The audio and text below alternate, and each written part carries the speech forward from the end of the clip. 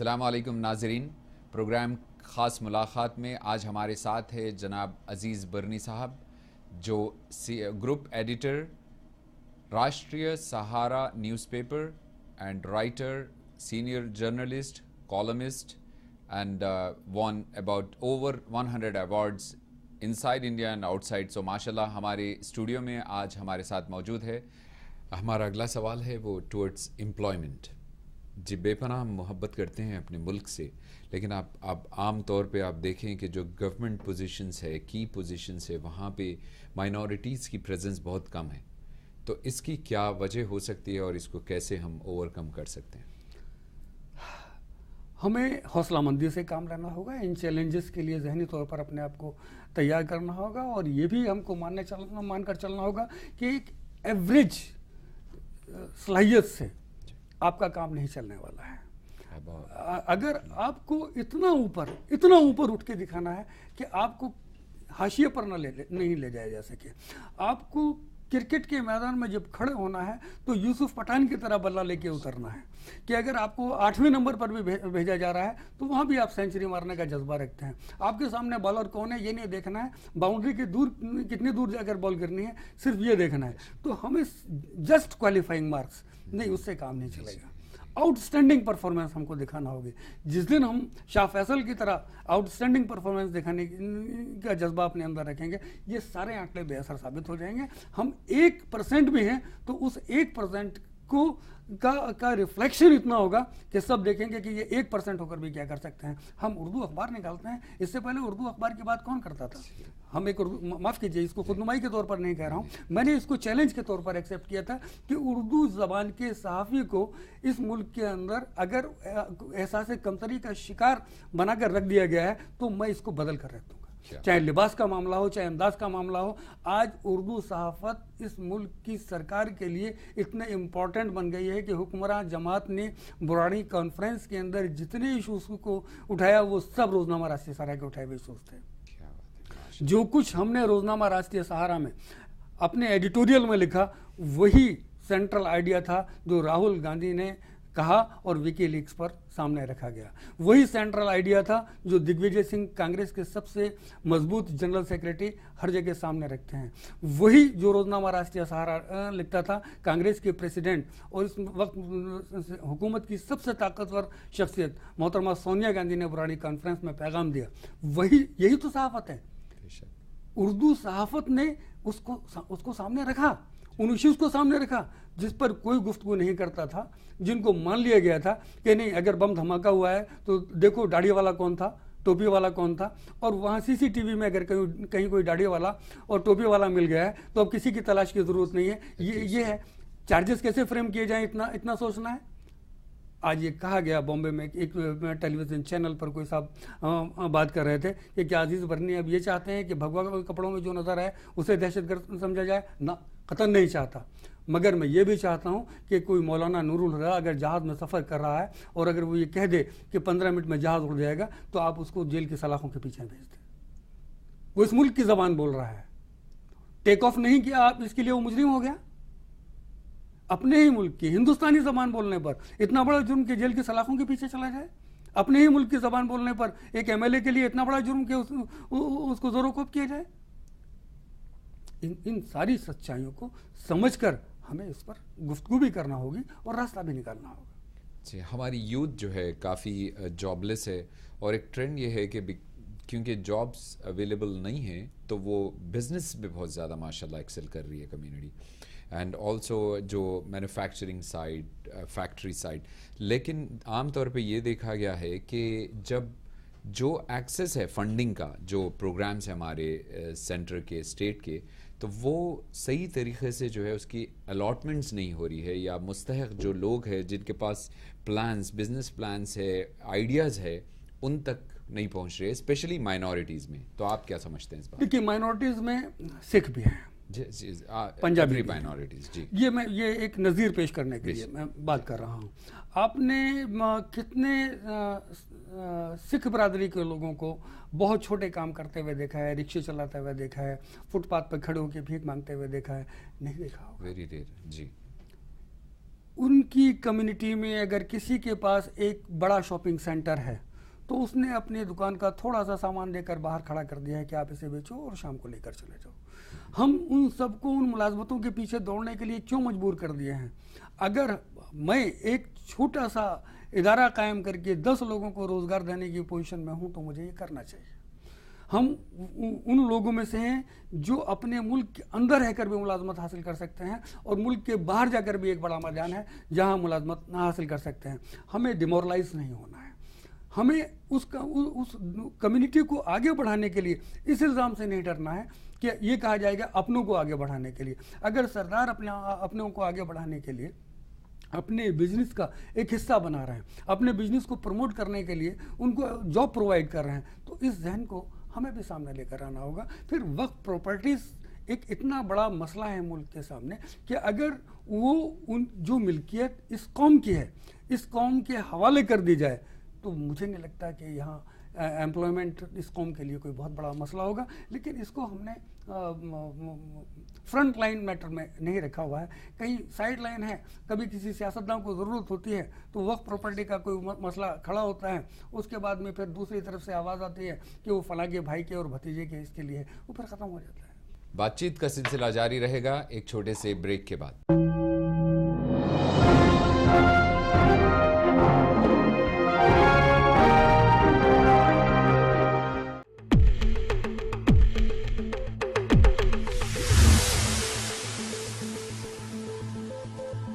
Programme ख़ास मुलाकात में नाजरीन फिर से आपका खैर मकदम है। जनाब अजीज़ बरनी साहब हमारे साथ हैं। चलिए बातचीत करते हैं जनाब अजीज़ बरनी साहब से। सर, आपसे अगला सवाल है, जो इंफ्रास्ट्रक्चर, जो फैसिलिटीज़ जो यूथ कम्युनिटी के लिए अवेलेबल है from central government, state government again, तो वो जो है माइनॉरिटीज़ के जो डेंसली पॉपुलेटेड एरियाज़ है उसमें कम है, और इसकी वजह क्या है और हम इसको कैसे जो है एक्सेस ले सकते हैं और बढ़ा सकते हैं उसका इस्तेमाल करके अपनी तरक्की को, अपनी यूथ की तरक्की को? देखिए, सिस्टम काम करता है, गवर्नमेंट के प्लानिंग्स क्या हैं उनको एग्जीक्यूट करने के लिए, उन एरियाज़ तक पहुंचाने के लिए जिन रिमोट एरियाज़ का आप जिक्र कर रहे हैं, अगर वहाँ उनकी नीयत में ईमानदारी नहीं है तो उन तक पहुंचता नहीं है। दूसरी, कोई भी गवर्नमेंट कोई भी काम माइनॉरिटी या मेजॉरिटी के हिसाब से नहीं करती। आई मे बी रॉन्ग, मैं गलत हो सकता हूँ, मगर मेरा अपना तजुर्बा ये है कि उनके सामने वोट बैंक होता है कि किस एरिया में उनका वोट बैंक ज़्यादा है, उसको मुतासिर करने के लिए कौन सी स्कीम वहाँ तक पहुँच सकती है और स्कीम का प्रोपेगेंडा किस हद तक वहाँ पहुँच सकता है। अब अगर उनका प्रोपेगेंडे से काम चल गया तो स्कीम नहीं पहुँचती, प्रोपेगेंडा पहुँचता है। आमतौर पर हम ये देखते हैं कि इलेक्शन से कुछ पहले बहुत सारी स्कीम्स अनाउंस होती हैं और बाकायदा एक बजट होता है, एक बड़ा बजट होता है उन स्कीम्स को लोगों तक पहुंचाने के लिए। उसका ज़रिया होता है मीडिया।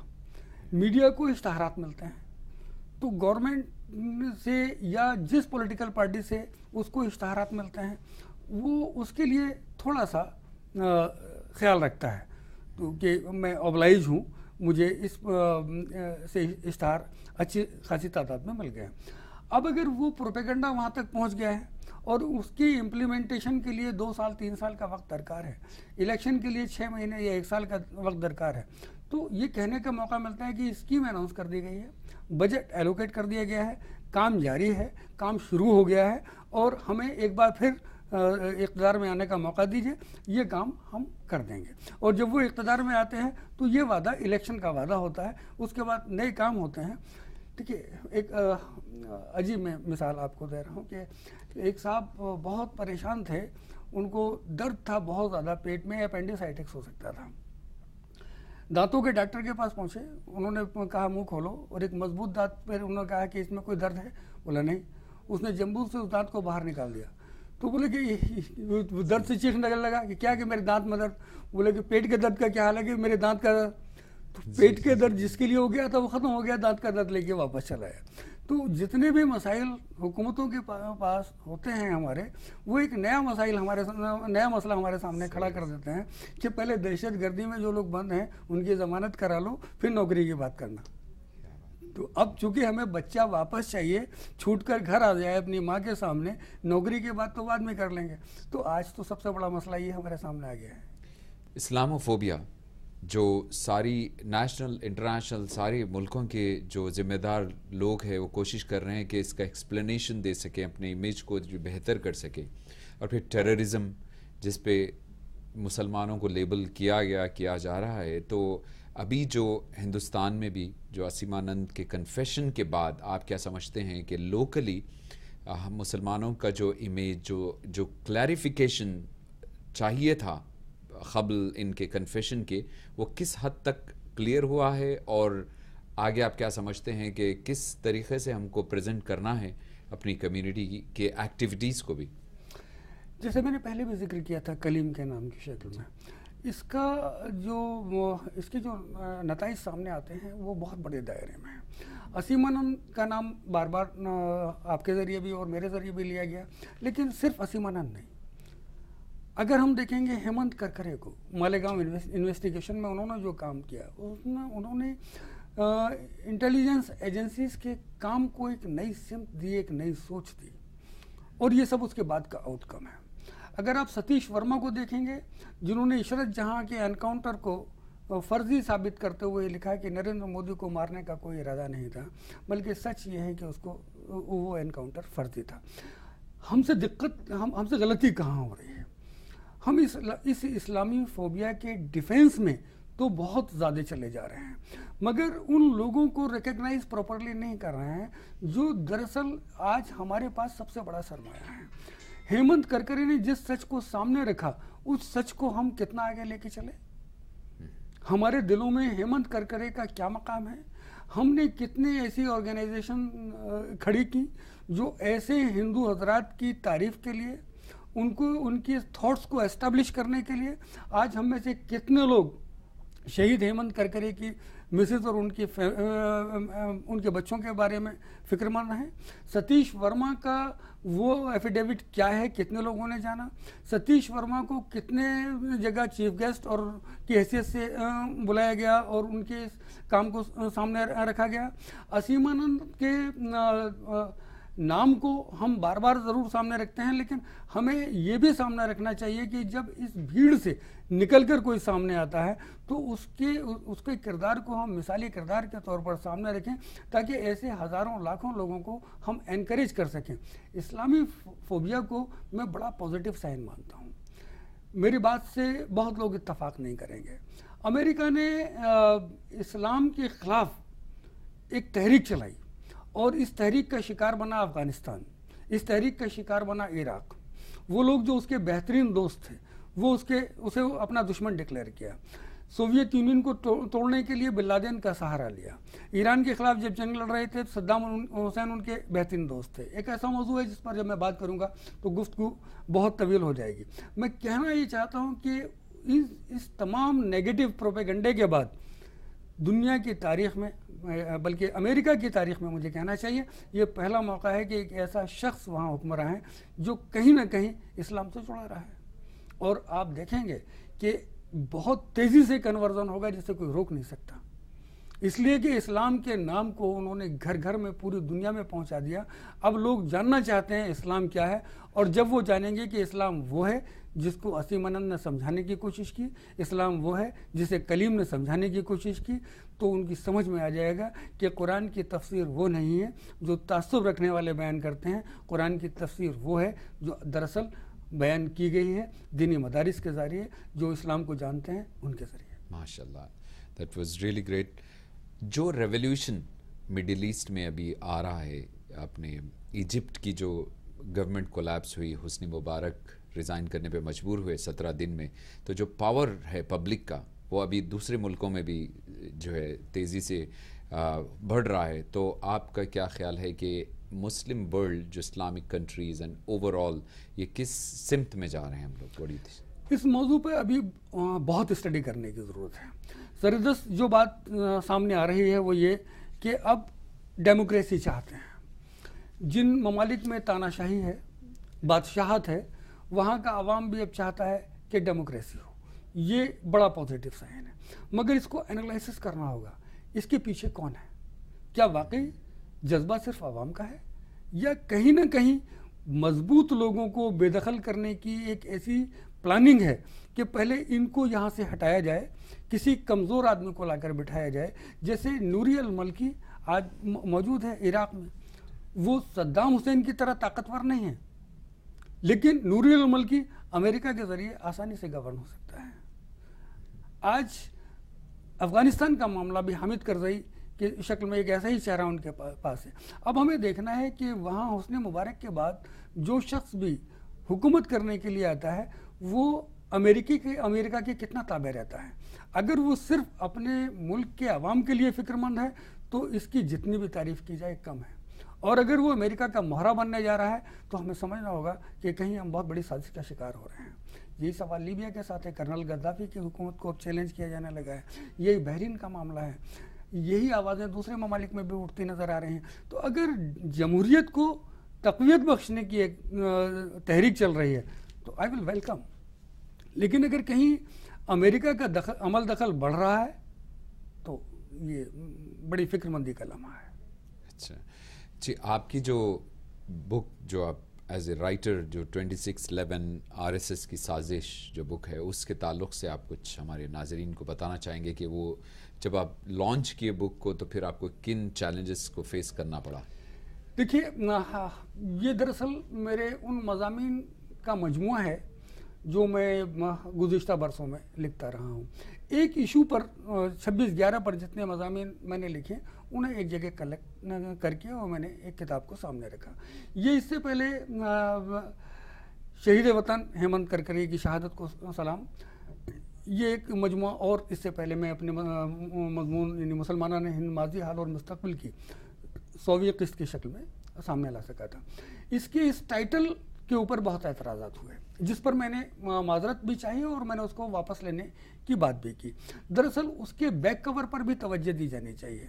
मैंने उसमें बहुत साफ तौर पर यह लिखा कि अगर सुदर्शन ने सोनिया गांधी पर वो इल्ज़ामात न लगाए होते, मैं यहाँ वाज़ेह कर दूँ कि सोनिया गांधी जी की हिमायत में नहीं बल्कि इल्ज़ाम के बारे में मैं बात कर रहा था कि जिस तरह एक इल्ज़ाम पर आप परेशान हो सकते हो, इसी तरह इल्ज़ाम पर दूसरा भी परेशान हो सकता है।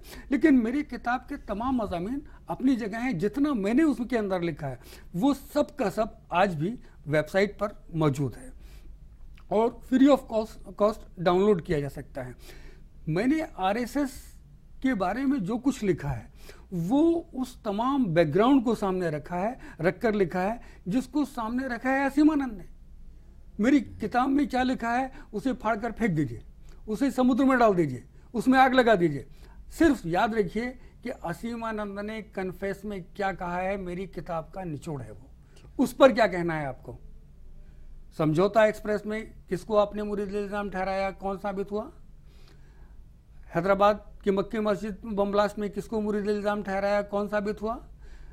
आपकी क्या जहनियत थी अजमेर की दरगाह में बम ब्लास्ट के लिए, उस वक्त कौन गिरफ्तार हुए?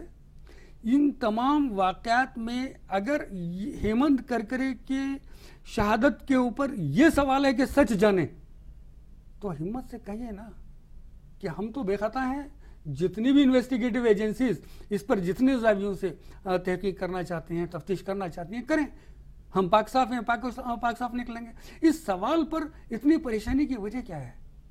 मुकदमा दायर किए जाने की इत्तला मेरे पास है, तमाम वेबसाइट्स भरी पड़ी हैं कि वो अजीज़ बर्नी ने आरएसएस से माफ़ी मांगी। कभी अजीज़ बर्नी ने आरएसएस से माफ़ी नहीं मांगी, एक बार किसी आरएसएस के कारकुन से माफ़ी नहीं मांगी। ये बात जब कही जाती है इन वेबसाइट्स पर वो सामने नहीं आती। मैंने सिर्फ अपनी intelligence agencies, government of India का जो मौक़िफ़ था 26/11 पर, जो उनकी रिपोर्ट है कि पाकिस्तान उनके अंदर इन्वॉल्व है, अगर मेरे इस टाइटल से वो पर्पस डिफीट हो रहा है, वो रिपोर्ट्स कहीं चैलेंज की जा रही हैं, तो सिर्फ उनको सामने रखकर मैंने ये लिखा था। इसमें आरएसएस का कहीं सवाल ही नहीं है।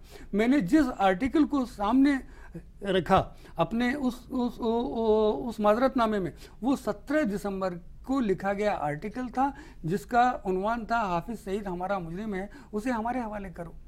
तो चैलेंजेस अपनी जगह हैं, मैंने जो लिखा है वो अपनी जगह है, टाइटल का सवाल अपनी जगह है, टाइटल बदल दीजिए ना, क्या फ़र्क पड़ता है? मैं आपके साथ में वाइट सूट में बैठ के बात कर रहा हूँ, मैं ब्लैक सूट में बैठ के बात करता हूँ, क्या फ़र्क पड़ता है? जो उसके अंदर के कॉन्टेंट हैं उस पर बात कीजिए ना, जो गलत लिखा है उस जुमले पे बात कीजिए। तो टाइटल का चैलेंज ज़्यादा था बनिस्बत उसमें कोई फर्क नहीं पड़ता, मैं टाइटल चैलेंज कर दूंगा, फिर एतराज़ होगा फिर बदल दूंगा, फिर एतराज़ होगा फिर बदल दूंगा। सवाल कीजिए, जो आपको उसके अंदर मैंने आपके सवाल उठाए हैं वो कहाँ गलत हैं, उन पर बात कीजिए ना। जी। अगर मैं ये कह रहा हूँ कि हेमंत करकरे को अपनी मौत से 24 घंटे पहले जान से मारने की धमकियाँ मिली थी, रिपोर्ट दर्ज हुई थी, उस पीसीओ के मालिक को बुलाया गया था, तो इस पे कीजिए ना। अगर वो आईएसआई का तो डिक्लेयर कीजिए, अगर ऐसा था तो डिक्लेयर कीजिए। नारीमन हाउस के बचाव में आप क्यों तुले हुए हैं?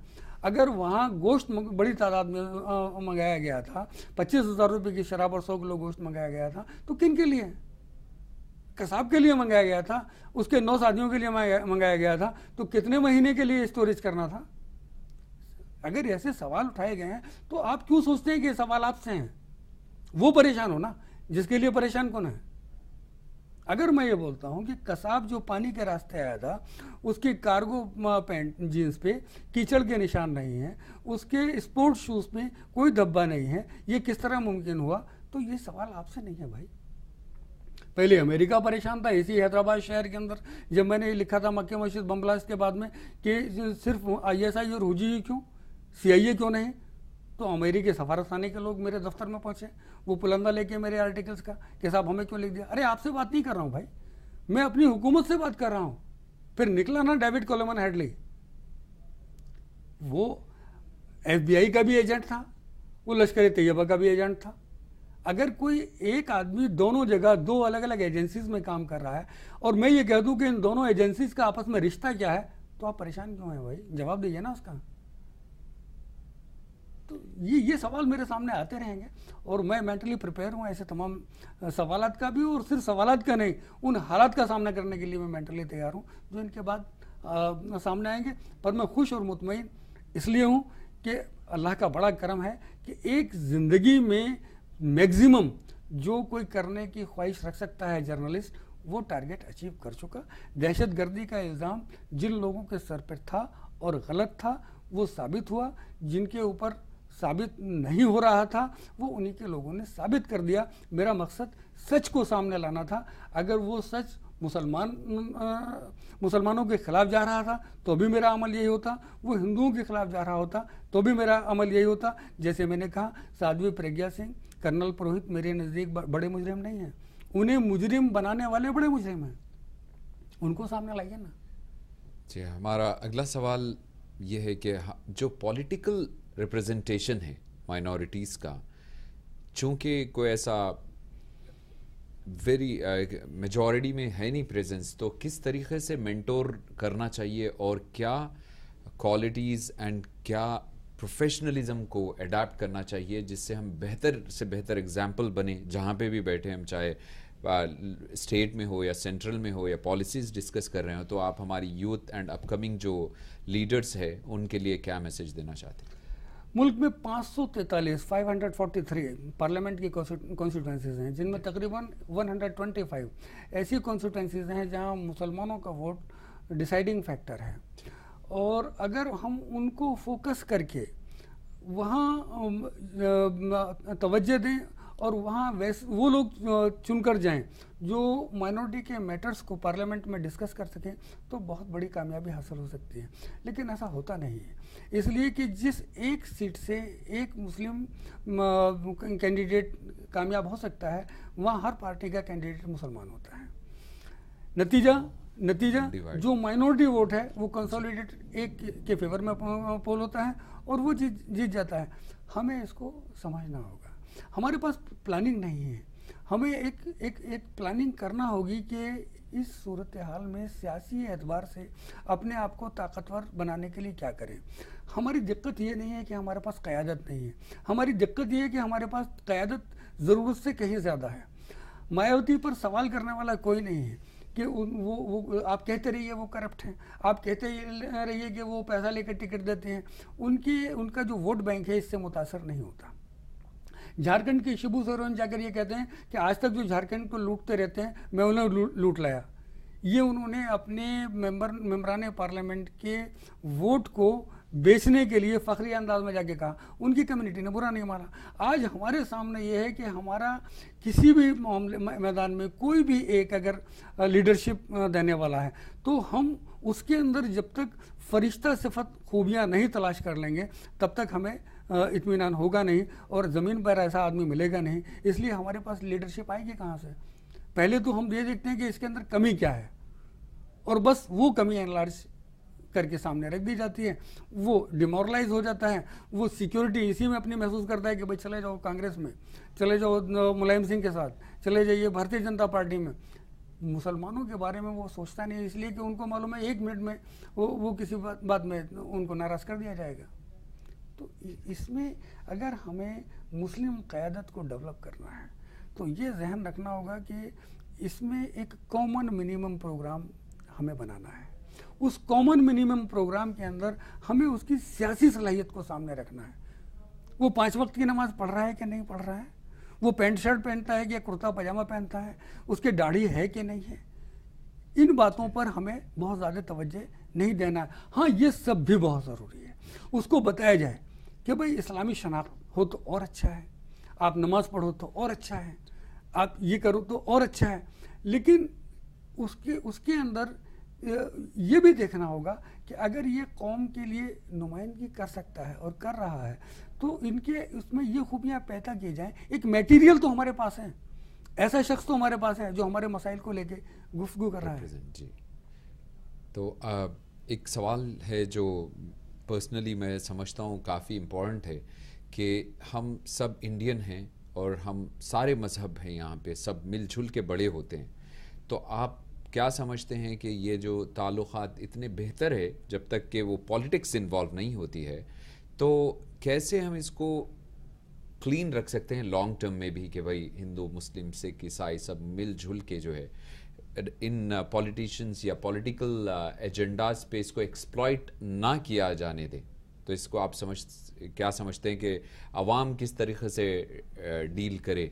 अगर वो रिएक्ट करती है कोई भी छोटी न्यूज़ पे, अगर वो कम्युनल बात होती है तो वो इमीडिएट जो है वो फिर बात ख़राब हो जाती है, सारी मार्केट में माहौल में आपस में लड़ने लगते हैं। तो वो क्या समझते हैं आप, मीडिया का क्या रोल है उसके अंदर और कैसे हम लोग उसको बेहतर से बेहतर बना सकते हैं? मीडिया आपके कंट्रोल में ना हो सकता है। मैंने मुबारकबाद पेश की आपके टेलीविज़न चैनल को, मुनसिफ टेलीविज़न चैनल को, इसलिए कि ये उसका काउंटर कर सकता है जो इस्लाम के ख़िलाफ़ प्रोपेगेंडा बैनुल-अक़वामी सतह पर किया जा रहा है। आपने जिस तरफ मेरी तवज्जो दिलाने की कोशिश की, मैं उसके बारे में सिर्फ इतना कहना चाहूँगा कि आपको ये जहन में रखना होगा कि आप सिर्फ अडवाणी पर बात ना करें, आप सिर्फ परवीन तोगड़िया पर बात ना करें, आप बात करें सतीश वर्मा पर, आप बात करें हेमंत करकरे पर।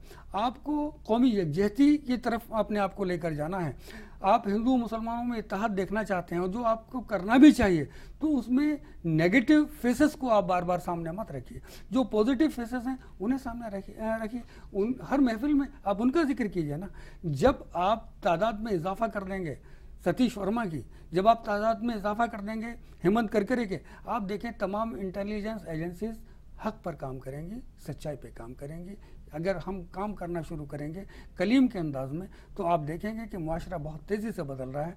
हम उस सिमत में काम नहीं कर रहे हैं। इंशाल्लाह करने की कोशिश ज़रूर करेंगे। हमारे नाजरीन भी सुन रहे हैं हमारे साथ। तो अज़ीज़ बर्नी साहब, काफ़ी गुफ्तगू आपसे रही माशाल्लाह से और काफ़ी इन्फॉर्मेशन रही। तो एक पर्सनल सवाल है कि अदर दिन सहाफ़त जर्नलिज़म आपकी पर्सनल हॉबीज़ क्या है? मैं अफसाने लिखता हूँ, माशाल्लाह, नावल लिखे हैं मैंने, फिल्म की कहानी भी लिखी है मैंने। मैं इस सिमत में बहुत कुछ करना चाहता हूँ। शायद आने वाले कल में मैं फिल्म प्रोडक्शन में जाऊँ। वक्त मिला तो और नावल और कहानियाँ लिखूँगा, इसलिए कि सहाफ़त बहुत उम्दा और मेरा महबूब मशगला है। मगर कभी कभी लगता है कि ज़िंदगी बहुत कम है। एक मज़मून की ज़िंदगी एक नावल की ज़िंदगी के मुकाबले में बहुत कम है। मैं ऐसे नावल लिखना चाहता हूँ जिन्हें कौम का सरमाया करार दिया जा सके। मैं आज के दौर की तारीख को चंद सफ़ात में समेट कर रख दूँ और जो सैकड़ों मज़ामीन में ना लिख सका वो एक छोटे सा नावल में लिखकर वो सारे का सारा सच सामने रख दूँ। मुझे बहुत खुशी हुई, अभी मैं 4 रोज़ कबल लखनऊ में था, जब मैं दिल्ली एयरपोर्ट पर था तो एक रिक्शा पुलर का मुझे फ़ोन आया। उसने कहा कि 250 से ज़्यादा आर्टिकल का कलेक्शन मेरे उसके पास है। मैंने पूछा उससे कि तुम क्या काम करते हो, तो उसने बताया कि मैं रिक्शा पुलर हूँ। मैंने कहा तुम मुझे आके मिलो। मैंने उसको मिलने के लिए बुलाया तो वो यकीन नहीं कर पा रहा था कि मैं उसको मिलूँगा, और बड़ी मुश्किलों से वो मुझ तक पहुँचा। लेकिन मुझे लगता है कि मेरे लिए सबसे बड़ा अवार्ड था जब उसने वो टाट की बोरी में लिपटे हुए तकरीबन 250 से ज़्यादा मेरे आर्टिकल्स का कलेक्शन मेरे सामने रखा। तो मुझे लगा कि अगर ऐसे लोगों के दिलों में मैं ज़िंदा हूँ तो सहाफ़त अभी मरने वाली नहीं है। क्या बात है। हमारी जो है बेस्ट विशेस आपके साथ है। इंशाल्लाह जो है आप जो बॉलीवुड का भी जो प्रोजेक्ट है वो होपफुली इंशाल्लाह सक्सेसफुल हो जाए। आप हमारे नाजरीन को क्या मैसेज देना चाहते हैं मुनसिफ टीवी के? मैं मुनसिफ टीवी को एक खुश आइन पैगाम समझता हूँ। मीडिया में, वर्ल्ड मीडिया में आज हमें इस बात की ज़रूरत है कि इस्लाम के ख़िलाफ़ जो प्रोपेगेंडा पूरी दुनिया में किया जा रहा है उसकी रद्द में हमारे पास कुछ ऐसे टेलीविज़न चैनल, कुछ ऐसे अखबारात होना चाहिए जो इस्लाम का सच, मुसलमानों का सच सामने रखें। मैं उम्मीद करता हूँ मुनसिफ इस कमी को पूरा करने में बहुत हद तक कामयाब होगा। सर, आज का जो अवार्ड आप रिसीव किए हैं उसके लिए बहुत बहुत मुबारक, और अपना कीमती वक्त निकाल के हमारे स्टूडियोज़ में आने के लिए बहुत बहुत शुक्रिया। Thank you very much. नाजरीन, तो ये थे जनाब अजीज़ बरनी साहब। अब दीजिए अतहर खान को इजाज़त। देखते रहिए मुनसिफ टीवी।